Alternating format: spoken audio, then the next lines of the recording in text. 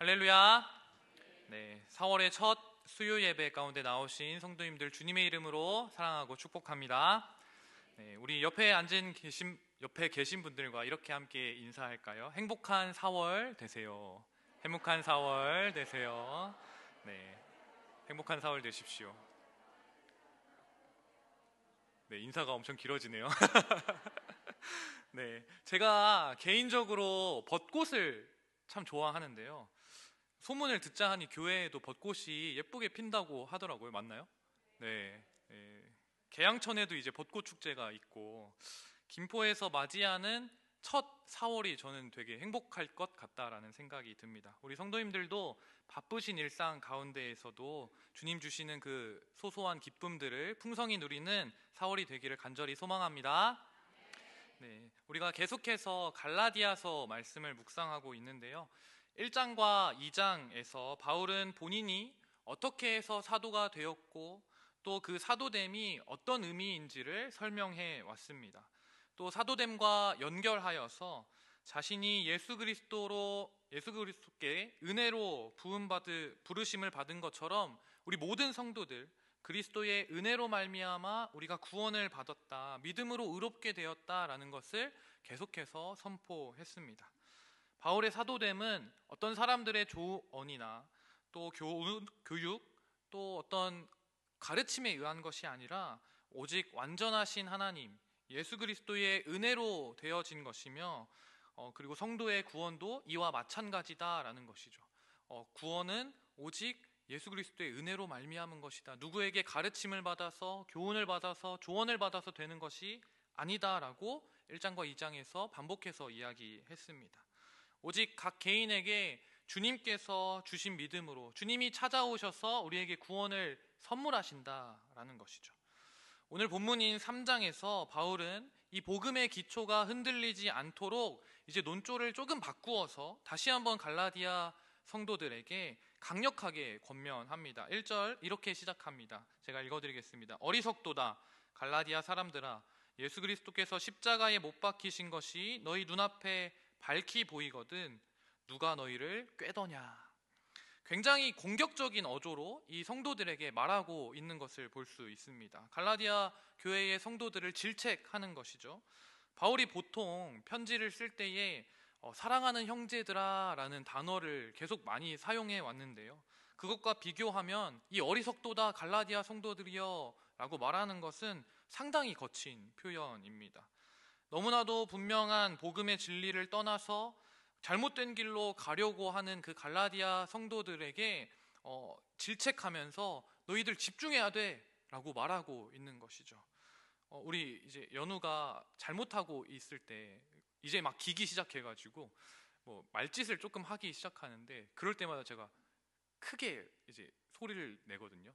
연우야! 이렇게 하는데 그러면 깜짝 놀라가지고 저한테 집중을 하는 걸 볼 수 있습니다. 이 메시지도 비슷하다라는 것이죠. 깜짝 놀라게 하면서 자신에게 시선을 집중시키는 것입니다. 어떤 사람들이 갈라디아 교인들을 유혹하였고 이 갈라디아 성도들은 그 유혹에 넘어갔습니다. 복음 앞에 바르게 서서 그 복음을 직면했더라면 충분히 그 유혹에 대해서 이겨낼 수 있었겠지만 그들은 마치 무언가에 홀린 사람들처럼 이 미혹에 빠져버렸다라는 것이죠. 역사적으로도 기독교의 진리를 무너뜨리려는 시도는 수없이 많이 있었습니다. 대부분 하나님의 아들 예수 그리스도, 그가 하나님의 아들이심과 그 십자가의 죽으심에 대한 진리를 허물고자 노력해 왔습니다. 이단의 거짓 복음이든 또한 교회 안에 있는 유사 복음이든 간에 모두 그리스도의 십자가에 대한 충족성, 그 완결성, 완전성에 대해서 부정하려는 시도였다라는 것이죠. 왜 그랬을까요? 바로 그 그리스도의 십자가가 우리 복음의 핵심이고 구원의 핵심이었기 때문입니다. 이것만 무너뜨리면 교회에서 선포되는 모든 말씀은 생명력을 잃고 죽은 말씀이 되어버리기 때문입니다. 사랑하는 성도 여러분, 그리스도의 십자가만이 우리를 다시 살게 하는 유일한 길임을 우리가 잊지 않기를 간절히 소망합니다. 예수 그리스도의 십자가를 통해 주어지는 칭의, 의로 여기심은 다른 율법이나 행위를 통해서 똑같이 주어진다면 예수 그리스도의 십자가는 아무런 의미가 없게 되어집니다. 주님의 십자가 아래에서 율법의 모든 속박은 풀어졌고 그리스도로 주어진 그 은혜에 참여한 사람들, 하나님의 자녀가 된다라는 것이죠. 이것은 율법으로 인함이 아니라 오직 은혜로 말미암은 것입니다. 그동안 바울은 이 복음을 전하기 위해 자신의 목숨을 걸고 사역해 왔습니다. 그에게 주어진 십자가, 바울에게 주어진 사명은 이 복음의 진리를 이스라엘 유대인들 뿐만 아니라 온 땅 가운데 이 이방의 백성들에게까지 선포하는 것이었습니다. 그래서 사도 바울이 갈라디아 지방에서 그 복음을 전할 때에 예수 그리스도께서 십자가의 죽으심과 부활하신 사실에 대해서 분명하게 전했을 것입니다. 사도 바울이 생각하는 복음, 사도 바울이 받은 복음은 바로 이것이었기 때문입니다. 그리스도의 십자가. 또한 갈라디아 교인들은 그 십자가 복음을 받아들이고 자신이 마치 눈으로 그 십자가를 직접 본 것처럼 믿었다라고 성경은 증언하고 있습니다. 그러나 그것을 본 것처럼 받은 사람들조차도 거짓 교사들이 갈라디아 교회에 들어와서 잘못된 가르침을 교훈하자 그 진리를 알고 있었음에도 불구하고 너무나 쉽게 그 거짓 교사들의 가르침에 현혹되었다라는 것이죠. 바울의 표현 어리석다라는 단어는 원래 이성이 없다라는 뜻을 가집니다. 이들이 복음 앞에서 똑바로 정신 차리고 이성을 가지고 있지 않았다라는 것이죠. 또한 누가 너희를 꾀더냐라는 표현은 무당이나 마녀가 사람의 정신을 빼앗을 때 사용하는 표현입니다. 미혹자들이 마녀와 같이 접근해서 그들의 이성을 빼앗고 갈라디아 사람들의 정신을 탈취하였다라는 것입니다. 그렇게 되어서 이제 그들은 그 복음의 진리에 순응하지 않고 순종하지 않게 되었다라는 것이죠. 사도 바울은 이처럼 그들의 삶 속에서 더 이상 바울이 전한 예수 그리스도의 십자가, 그리스도의 형상, 곧 바울이 선포하고 보여준 십자가를 볼 수 없게 되자 너무나 안타까운 마음에 어리석도다 갈라디아 사람들이여 라고 이야기하고 있는 것입니다. 바울은 갈라디아 교회 성도들이 이와 같은 잘못된 생각을 교정하기 위해서 이렇게 질문을 던집니다. 2절의 말씀 우리 함께 읽겠습니다. 시작. 내가 너희에게서 다만 이것을 알려 하노니 너희가 성령을 받은 것이 율법의 행위로냐 혹은 듣고 믿음으로냐. 여기서 성령을 받았다라는 것은 어떤 성령의 특별한 은사를 가리키는 것보다는 우리가 신앙생활을 처음 시작할 때에 성령이 우리 가운데 임하여서 우리가 구원받은 그리스도인이 된 그 사건을 의미하고 있습니다. 그러므로 2절에 등장하는 사도 바울의 질문을 다시 해석하면 이렇게 됩니다. 여러분이 처음 성령을 받아 하나님의 자녀가 되고 구원받은 그리스도인이 된 것이 율법의 행위 때문입니까? 아니면 예수 그리스도의 복음을 듣고 믿음 때문입니까? 라고 질문하고 있다라는 것이죠. 바울은 이 질문을 통해서 갈라디아 교회의 성도들에게 성령에 대한 그 첫 경험을 상기시키고 있습니다. 여러분 다시 한번 그 경험을 생각해 보세요. 예수님께 그 돌아오는 그 경험을 한번 생각해 보세요 라고 말하고 있는 것이죠. 자신이 경험했던 그 회심과 성령의 체험을 기억하게 하는 것입니다. 그 성령이 어떻게 주어졌는지를 묻고 있습니다. 성령의 임재는 예수님의 승천 이후에 마지막 때, 지금과 같은 마지막 때에 하나님의 백성에게 실현될 중요한 종말의 약속입니다. 요엘서 2장 28절의 말씀을 함께 볼까요? 시작. 그 후에 내가 내 영을 만민에게 부어주리니 너희 자녀들이 장래일을 말할 것이며 너희 늙은이는 꿈을 꾸며 너희 젊은이는 이상을 볼 것이며. 아멘. 말세에 마지막 때에 하나님의 성령이 우리 가운데 이렇게 임한다라는 것이죠. 바울은 이와 같이 성령의 경험을 강조하면서 너희가 이 성령을 어떻게 받았는지를 묻고 있는 것입니다. 예수 그리스도에 관한 복음을 듣고 그것을 우리가 믿음으로 받아들였을 때에 너희가 성령을 받지 않았습니까? 라고 묻는 것이죠. 유대인의 율법과는 아무런 상관없이 너희가 할례를 했는지 안 했는지와는 관계없이 너희가 하나님의 백성의 표지인 그 성령을 받지 않았습니까? 라고 묻고 있는 것입니다. 그렇지 않습니까? 갈라디아 사람들은 율법의 행위와는 전혀 관계없이, 할례를 했는지 안 했는지와는 상관없이 분명히 성령을 받았습니다. 성령의 임재가 그들 가운데 임했다라는 것이죠. 사랑하는 성도 여러분, 우리는 어떻게 성령의 임재를 경험합니까? 우리는 어떻게 경험하나요? 우리는 예배를 통해 하나님의 말씀 안에서 우리 자신의 삶을 다시 돌아보고 점검하며 회개할 때에 하나님의 임재, 성령을 경험하게 됩니다. 그 성령의 임재 안에서 하나님께서 우리를 의롭게 여기신다라는 것입니다. 내가 얼마나 율법에 완전한 사람인지, 내가 얼마나 선한 사람인지, 또는 내가 얼마나 교회에서 봉사를 많이 하는지, 내가 얼마나 착하게 세상 가운데서 살아왔는지는 전혀 중요하지 않다라는 것이죠. 오직 은혜, 오직 하나님의 은혜로 말미암아 말씀 가운데서 우리에게 성령을 부어주신다라는 것이죠. 우리의 선한 행위가 나를 의롭게 하는 것이 아니라 오직 여호와 하나님의 말씀, 그 복음을 우리가 듣고 믿음으로 의롭게 여김받는 것입니다. 바라기는 이 시간 이 말씀 가운데에 강력한 성령의 임재를 경험하게 되길 간절히 소망합니다. 제가 말씀을 잘 전해서도 아니고요, 우리가 잘나서도 아니라 오직 하나님의 뜻, 하나님의 주권 가운데 그 성령의 임재가 우리 가운데 임할 것입니다. 바울은 이 내용을 더욱더 각인시키기 위해서 율법과 믿음에 대해서 대조하여 보여줍니다. 율법은 행위를 통해 나타나는 것이고 믿음을 일으키는 요소는 들음에서 시작됩니다. 중요한 것은 이 성령을 받는다라는 것이죠. 당연히 갈라디아 교회의 성도들은 율법의 행위를 통해서가 아니라 바울이 전한 그 복음을 듣고 믿음으로 성령을 받았습니다. 사랑하는 성도 여러분, 구원은 하나님의 은혜인 줄 믿습니다. 우리가 의롭게 되는 것이 하나님의 은혜이듯 성령을 받는 것도 하나님의 은혜입니다. 그들의 삶의 모습 가운데 구원받은 성도의 모습이, 증거가 이미 나타나 있다라는 것이죠. 바울은 그들에게 이것을 다시금 깨우치게 하기를 원하였던 것입니다. 구원이 믿음으로 시작된 것이며 율법을 지키는 것과는 전혀 무관하게, 전혀 관련 없음을 분명히 하고 있습니다. 너희는 이미 성령을 받은 하나님의 백성이다, 그것을 기억해라 라고 말하고 있다라는 것이죠. 계속해서 바울은 3절에서 이렇게 말합니다. 너희가 이같이 어리석으냐, 성령으로 시작하였다가 이제는 육체로 마칠 것이냐 라고 말하고 있습니다.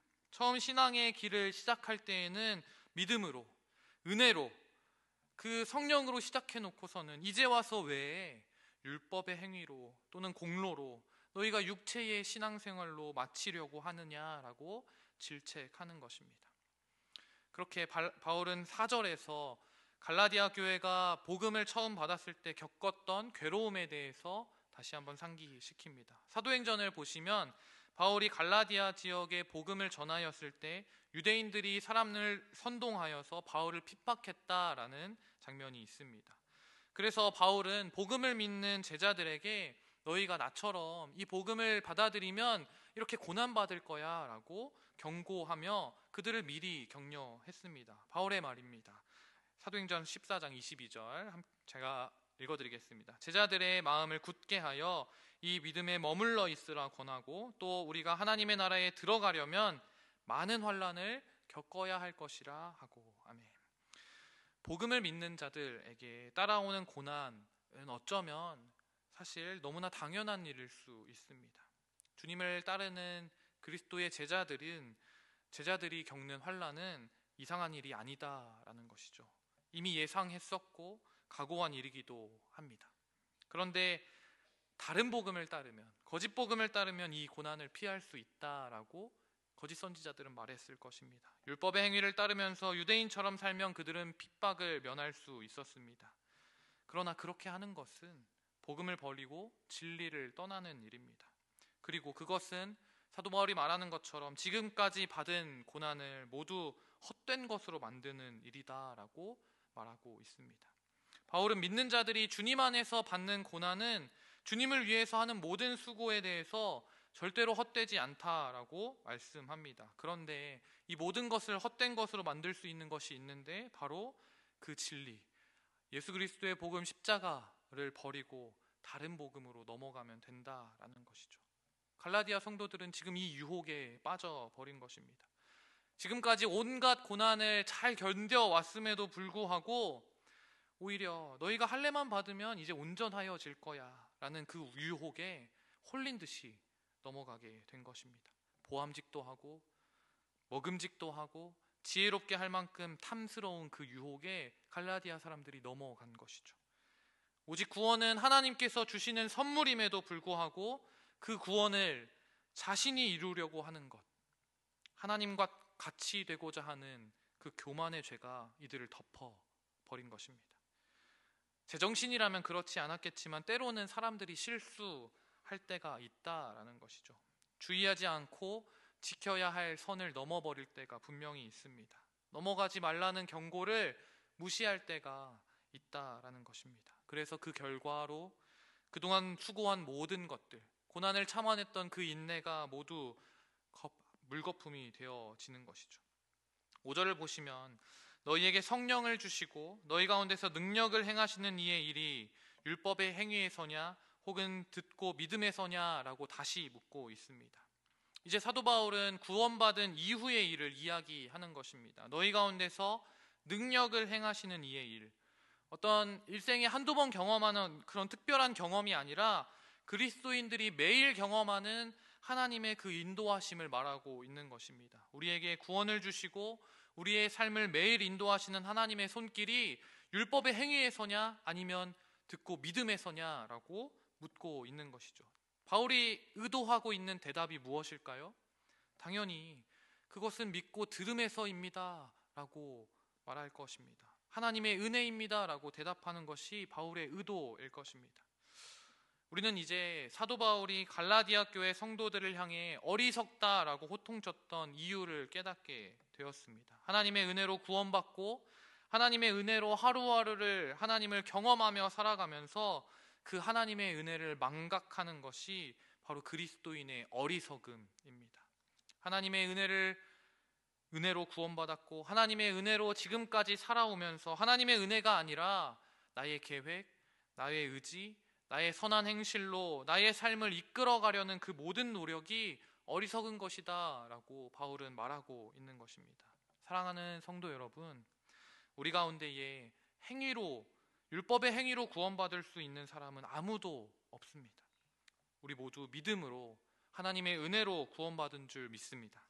또한 우리 가운데 행위로 또는 공로로 우리의 어떠한 자격으로 매일의 삶 속에서 하나님의 은혜를, 하나님의 인도하심을 경험할 수 있는 사람도 아무도 없습니다. 우리는 그저 예수 그리스도를 믿음으로 하나님의 은혜로 말미암아 오늘 하루를 하나님의 인도하심을 따라 걸어가는 것입니다. 이 사실을 기억하는 것이 지혜이고 이 사실을 날마다 기억하며 하나님의 그 은혜를 간구하는 것이 우리의 삶을 지혜롭게 경영할 수 있는 지혜임을 믿으시길 간절히 소망합니다.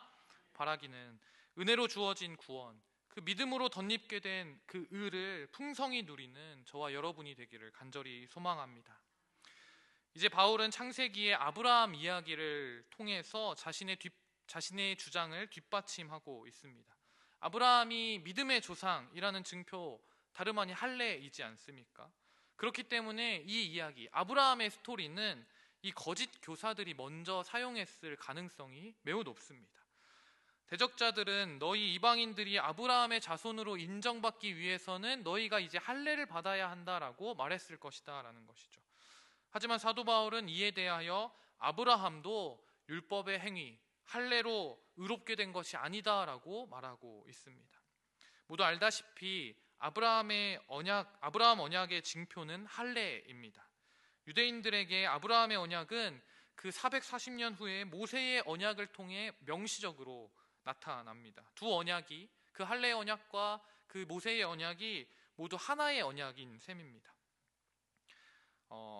그리고 유대인들은 이 창세기 26장 5절의 말씀에 근거하여서 아브라함도 이미 미리 율법을 지켰다라고 믿고 있습니다. 26장 5절의 말씀 함께 읽을까요? 시작.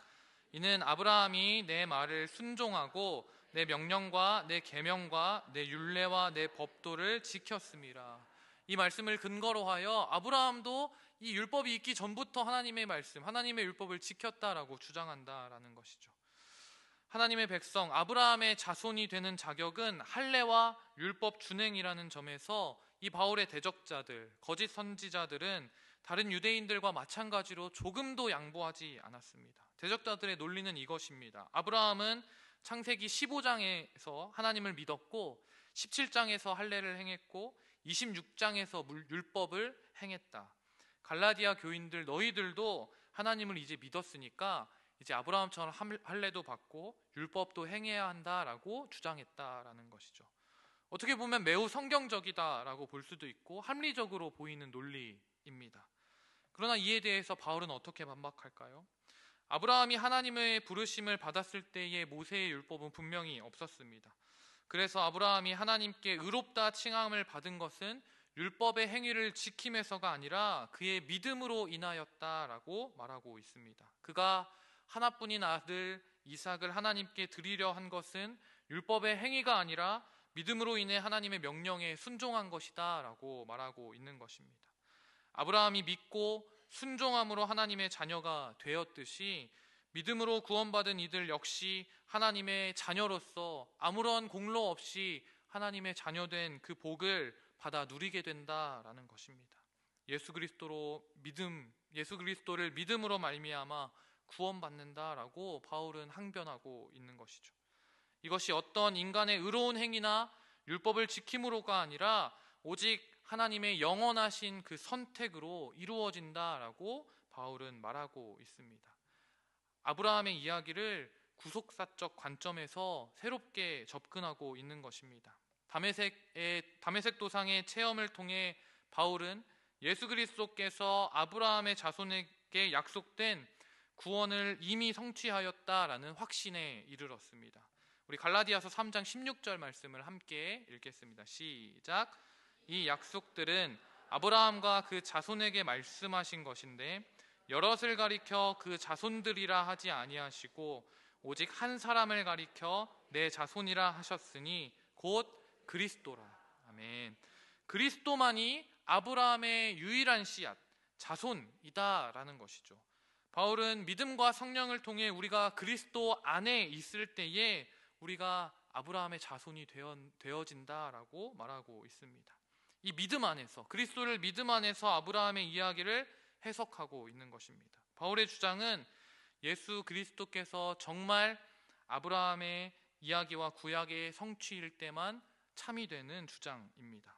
문제의 핵심은 그렇다면 예수가 과연 참 하나님, 참 선지자, 참 아브라함의 씨앗인가라는 것입니다. 우리가 그를 구약과 구속사의 성취자, 메시아로 받아들일 것인가, 그렇지 않을 것인가의 문제가 있다라는 것이죠. 이것은 이제 더 이상 행위가 아니라 믿음의 문제라는 것입니다. 여러분들은 예수 그리스도를 어떤 분으로 인식하고 또 믿고 계십니까? 사랑하는 성도 여러분, 예수님만이 구약의 모든 율법을 완성하신 살아계신 하나님의 말씀임을 믿습니다. 말씀이 육신이 되어 우리 가운데 거하신 분, 하나님의 독생자의 영광, 그분이 예수 그리스도이심을 믿음으로 고백하는 저와 여러분이 되길 간절히 소망합니다. 아브라함을 통해 믿음으로 말미암은 구원을 설명하고 바울은 이제 율법의 불가능성에 대해서 이야기합니다. 10절로 12절까지의 말씀을 우리 함께 읽겠습니다. 시작.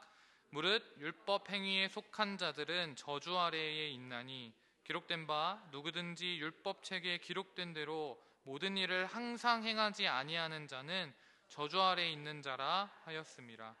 또 하나님의 아무도 율법으로 말미암아 의롭게 되지 못할 것이 분명하니 이는 의인은 믿음으로 살리라 하였음이라. 율법은 믿음에서 난 것이 아니니 율법을 행하는 자는 그 가운데서 살리라 하였느니라. 바울은 믿음으로부터 난 자들은 구원의 복을 누리지만 율법의 행위로부터 난 자들은 저주 아래 있다라고 말합니다. 이들은 단순히 율법과 가까운 그런 바리새인과 같은 자들이 아니라 자신의 능력으로 이 율법의 모든 것들을 행할 수 있고 그것으로 말미암아 내가 구원받을 수 있다라고 여기는 사람들입니다. 그러나 이들은 결코 하나님의 의를 율법을 통해 얻을 수 없고 그 결과는 저주 아래 있는 것, 그 영원한 죽음입니다. 바울은 그 이유를 이 율법에서 찾고 있습니다. 누구도 율법에 기록된 대로 모든 것을 항상 행할 수 없다라고 말하고 있는 것이죠. 율법은 완벽함을 요구하고 있기 때문입니다. 이 율법에 있어서 일부를 지키지 못하는 것은 전체를 지키지 못하는 것과 같습니다. 아무리 사람이 율법을 잘 알고 아무리 열심히 그것들을 잘 준수한다고 할지라도 완전하신 하나님께서 보시기에 그것이 정말 완전하겠습니까? 불완전하기 때문에 죄인인 인간은 이 율법의 행위를 모두 지키는 것이 불가능하기 때문에 율법은 우리를 구원할 힘이 전혀 없다라고 바울은 말하고 있습니다. 율법의 행위에 속한 자들은 모두 저주 아래 있다라고 말합니다. 계속해서 13절과 14절 말씀을 함께 읽겠습니다. 그리스도께서 우리를 위하여 저주를 받은 바 되사 율법의 저주에서 우리를 속량하셨으니 기록된 바 나무에 달린 자마다 저주 아래 있는 자라 하였습니다. 이는 그리스도 예수 안에서 아브라함의 복이 이방인에게 미치게 하고 또 우리로 하여금 믿음으로 말미암아 성령의 약속을 받게 하려 함이라. 율법은 죄인된 우리를 판단하고 심판하는 잣대입니다. 그러나 그리스도께서는 십자가의 죽으심으로 말미암아 우리가 감당해야 할 그 율법의 저주를 직접 짊어지셨습니다. 그 저주를 완전히 해결하신 것입니다. 이것이 바로 십자가의 은혜입니다. 율법을 따르면 내가 있어야 할 그 마땅한 그 자리, 그 저주의 자리에 예수 그리스도께서 나를 대신하여 계시는 것입니다. 이것이 은혜가 아니면 무엇이겠습니까? 사랑하는 성도 여러분, 우리는 그 십자가의 은혜, 그 복음 안에 구원받은 백성임을 잊지 않기를 간절히 소망합니다. 그리스도께서 율법에 종된 우리를 속량하기 위하여 친히 십자가의 죽음이라는 대가를 치러 주신 것입니다. 속량의 의미는 대가를 지불하고 사서 풀어준다라는 뜻입니다. 바울은 이것을 그리스도께서 우리를 위하여 저주를 받은 바 되셨다라고 표현하고 있습니다. 그만큼 그 십자가의 구속은 하나님의 사랑과 하나님의 은혜로 말미암은 일이다라는 것이죠. 그 결과 예수 그리스도의 십자가는 이방인을 위하여 아브라함의 복이 그리스도 예수 안에서 이루어지게 하였다라는 것이죠. 또한 우리가 믿음으로 말미암아 약속된 그 성령을 받을 수 있게 된 것입니다. 그리스도의 십자가를 믿기만 하면 우리의 어떠함에도 불구하고 우리가 비록 죄인이지만 하나님께서는 나를 의롭다 여기신다라는 것입니다. 사랑하는 성도 여러분, 그렇다면 이제 우리가 붙잡아야 할 것이 무엇이겠습니까? 우리는 무엇을 믿어야 하고 무엇으로 구원을 누리게 됩니까? 오직 그리스도의 십자가입니다.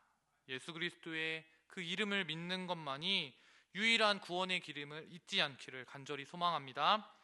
우리가 우리의 죄에 집중하고 그 율법에 집중한다면 우리는 우울과 실망감, 그 패배감 가운데 빠질 수밖에 없습니다. 하나님께서는 우리가 그 실패와 좌절 속에서 살아가기를 원치 않으십니다. 죄로 인해 절망과 좌절 속에서 몸부림치는 것이 아니라 그리스도의 십자가를 붙들고 영원히 굳게 서 있는 그 하나님 말씀 앞으로 나아감을 통해 영원한 생명을 누리기를 원하신다라는 것입니다. 우리의 구원은 오직 믿음으로 말미암는다는 그 사실을 기억하며 오늘도 하나님 앞에서 신실함으로 그 말씀 앞에 나아가기를 주님의 이름으로 축원합니다. 우리가 날마다 주님을 믿음으로 말미암아 얻는 구원, 예수 그리스도의 그 구원에 서서 그 율법이 아니라 날마다 구원의 그 온전함에 나아가는 믿음의 성도들이 되기를 주님의 이름으로 간절히 축원합니다. 기도하겠습니다.